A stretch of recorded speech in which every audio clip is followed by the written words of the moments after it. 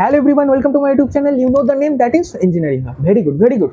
So আগের দিন আমরা লিনিয়ার ডিফারেন্সিয়াল ইকুয়েশনের কিছু সলভিং প্রসিডিওর, অ্যাকচুয়ালি জিনিসটা কীরকম সেটা আমরা জেনেছিলাম। তো আজকে আমরা নিউমেরিক্যাল সলভ করবো। আর তোমরা যখন নিউমেরিক্যাল সলভ করবে, নিউমেরিক্যাল সলভ করার সঙ্গে সঙ্গে তোমাদের যে 0.00001% যে ডাউটটা ছিল, অথবা 0.5% যে ডাউটটা ছিল, ওটাও একদম ক্লিয়ার হয়ে যাবে। আমি মেনেই নিচ্ছি 99.9999% তোমাদের ক্লিয়ার হয়ে গেছে। ওকে, তো আমরা একদম কথা না বলে আমরা ডিরেক্ট নিউমেরিক্যালে চলে আসি। তো চলো আমরা নিউমেরিক্যালে চলে এসেছি। দেখো নিউমেরিক্যালটা কি দেওয়া আছে।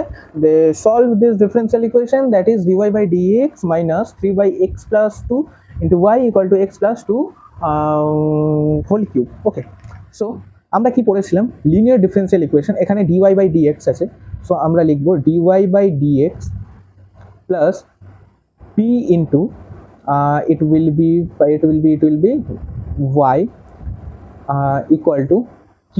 ওকে, এরকম যদি ফর্মে দেওয়া থাকে তাহলে তোমরা জানবে সেটা লিনিয়ার ডিফারেন্সিয়াল ইকুয়েশন। সো এখানে দেখো মাইনাস দেওয়া আছে, তাহলে এটাকে আমাকে ফার্স্টে প্লাসে কনভার্ট করতে হবে। তো চলো ফার্স্টে প্লাসে কনভার্ট করে নিই। তো কীরকম হবে? dy by dx plus minus of 3/x plus 2 into y equal to x plus 2 whole cube. Okay, very good. এইবার তোমাদেরকে বলেছিলাম যে পি অ্যান্ড কিউ কি? P and Q is a function of independent variable. Independent variable মানে x এখানে, তাই তো? ঠিক আছে, তাহলে এক্স এর যদি ফাংশন হয় মানে পি অ্যান্ড কিউ টার্মগুলো এমন হবে যে তাতে শুধুমাত্র এক্স যে টার্মটা সেটাই বিলং করবে, মানে তার মধ্যে ওয়াই, জেড, এ, বি অ্যানাদার আর কোনো রকম ভেরিয়েবল থাকবে না, শুধুমাত্র এক্স থাকবে। ওকে, তাহলে আমরা তো এটা এই ফর্মে স্ট্যান্ডার্ড ফর্মে আমরা সাজিয়ে নিলাম। এবার আমরা দেখব এখানে পি অ্যান্ড কিউ কি।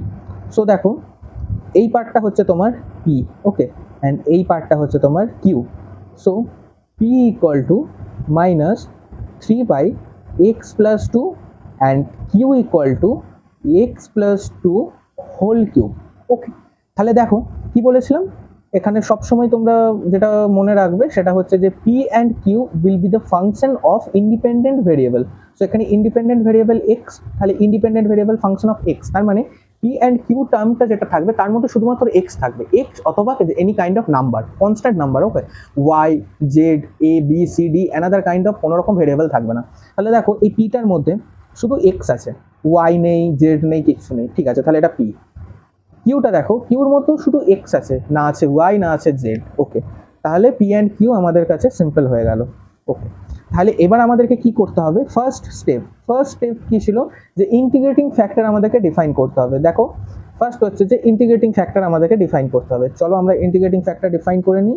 ইন্টিগ্রেটিং ফ্যাক্টর আমরা জানি আইএফ ইকুয়াল টু এক্সপোনেনশিয়াল, তোমরা যে পিটা পাচ্ছ সেই পিটার ইন্টিগ্রেশন পারফর্ম করতে হবে। ওকে, সো এক্সপোনেনশিয়াল পি কত পেয়েছো? Minus 3/x plus 2, right? x plus 2 dx। এবার তোমরা এটাকে ইন্টিগ্রেট করো।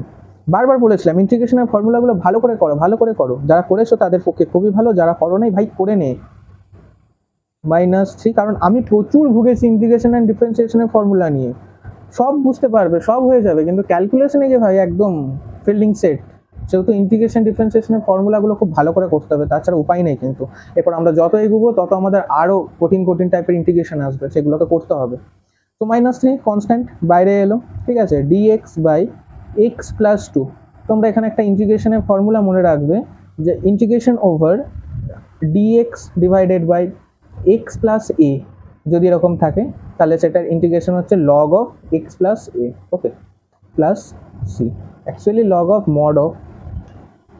mod of x plus a plus c, where a is a constant. Okay, where a is a constant, এই ফর্মুলাটা মনে রাখবে।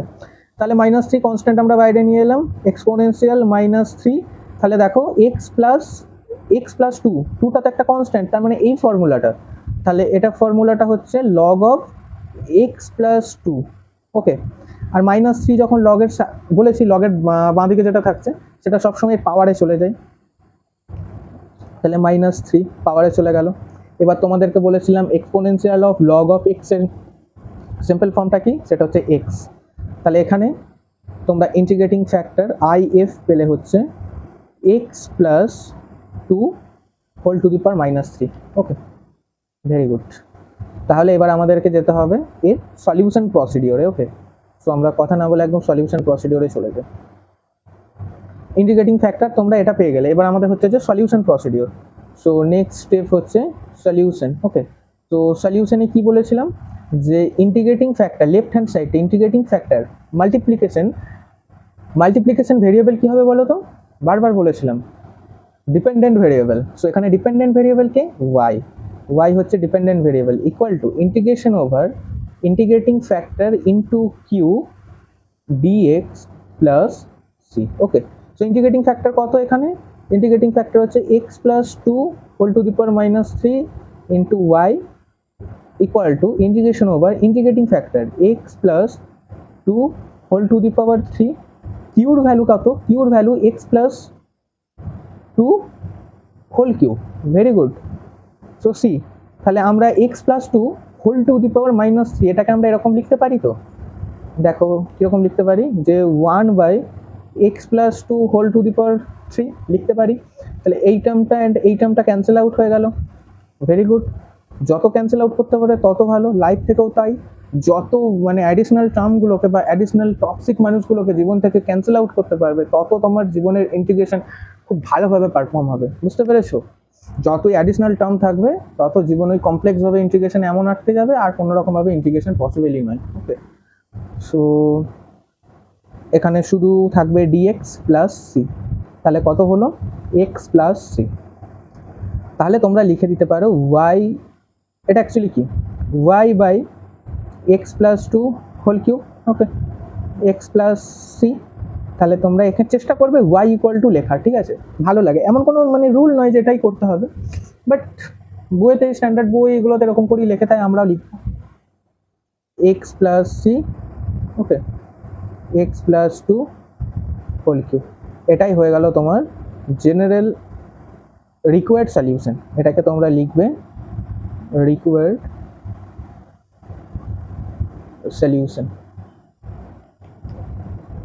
ফার্স্টে লিখবে রিকোয়ার্ড সলিউশন, দেন এটা। ওকে, ওপরে লিখছো এখানে রিকোয়ার্ড সলিউশন, সরি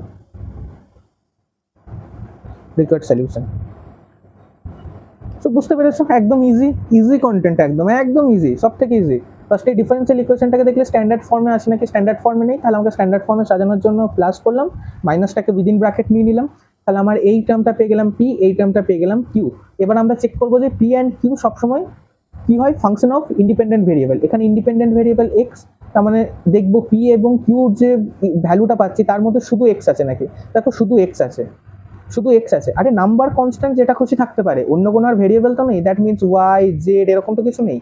তাহলে ওকে, ভেরি গুড। তাহলে তোমরা এটা খুব ভালো করে বুঝতে পেরেছো, শুধুমাত্র এক্স আছে। তারপরে আমাদের নেক্সট স্টেপ কি, ইন্টিগ্রেটিং ফ্যাক্টর ডিফাইন করা। ইন্টিগ্রেটিং ফ্যাক্টর ডিফাইন করার জন্য এক্সপোনেনশিয়াল ইন্টিগ্রেশন ওভার এই পিটার ইন্টিগ্রেট করতে হবে। পিটার ইন্টিগ্রেট করে দিলাম, ভেরি ইজি।